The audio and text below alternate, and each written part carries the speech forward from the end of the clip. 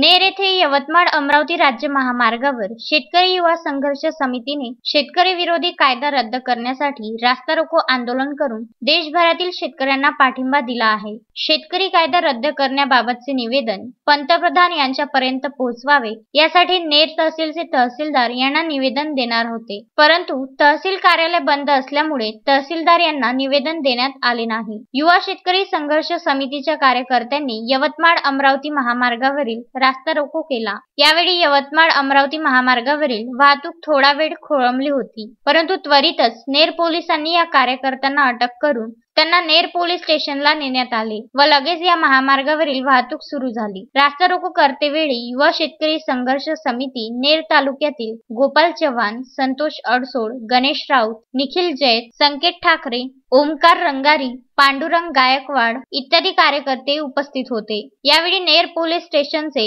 योगेश इंगळे, स्वप्नील निराळे, दिलीप गवई, सुभाष ठाकरे, देवानंद जाधव, सचिन कुंदे, प्रदीप खडसे, पवन निमकर इत्यादी पोलीस कर्मचारी उपस्थित होते। नवनाथ दरोई, विदर्भ न्यूज, नेर।